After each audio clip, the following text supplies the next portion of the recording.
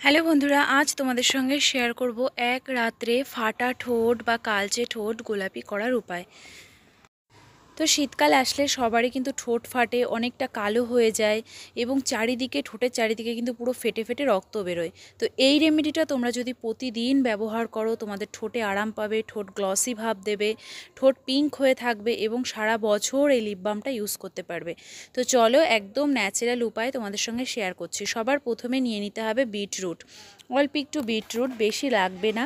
Beetroot কিন্তু আমাদের ঠোঁটকে natural colour দিতে সাহায্য করে। ছোটোবেলায় যেই কালারটা হয়ে থাকে বেবি পিঙ্ক লিপস, সেরকম কিন্তু দিতে সাহায্য করে বিটরুট।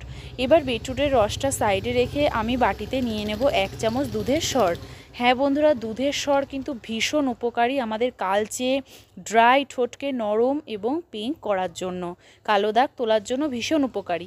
এর মধ্যে নেব 5-7 ফোঁটা মধু। মধু কিন্তু ত্বককে ময়শ্চারাইজার রাখবে, মানে ঠোঁটের যে ত্বকটা তার সাথে সাথে ঠোঁটকে পিঙ্ক একটা গ্লো দেবে, গ্লসি ভাব দেবে। এর মধ্যে নেব 2-4 ফোঁটা নারকোল তেল। নারকোল তেল কিন্তু ঠোঁটকে নরম রাখে, ময়শ্চারাইজার রাখে, তার সাথে সাথে ঠোঁটের কালচে ভাবও দূর করে। আর দিয়ে দিতে হবে 5-6 ফোঁটা এই বিটরুট, যেটা আমি রস করে আগেই রেখে দিয়েছি, তোমাদের সামনে তো দেখালামই। এবার দেখো বিটরুটটা ভালোভাবে এর মধ্যে কিন্তু মিশিয়ে দিতে হবে। বিটরুটে প্রচুর প্রচুর ভিটামিন থাকে, যার কারণে ঠোঁটকে ন্যাচারাল উপায়েই পিঙ্ক করতে সাহায্য করে, ঠোঁটের কালচে দাগ তুলে দেয়। এবার দেখো ভালো করে এটা ফেটাতে হবে। ফেটানো হয়ে গেলে এটা কিন্তু ফ্রিজে রেখে দিতে হবে।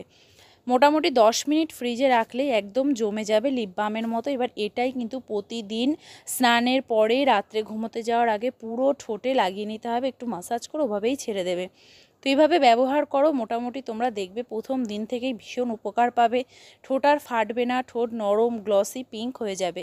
ভিডিওটি ভালো লাগলে একটু লাইক করো, প্রচুর শেয়ার করো। ঠিক আছে, ধন্যবাদ। তোমরা সবাই ভালো থেকো, সুস্থ থেকো।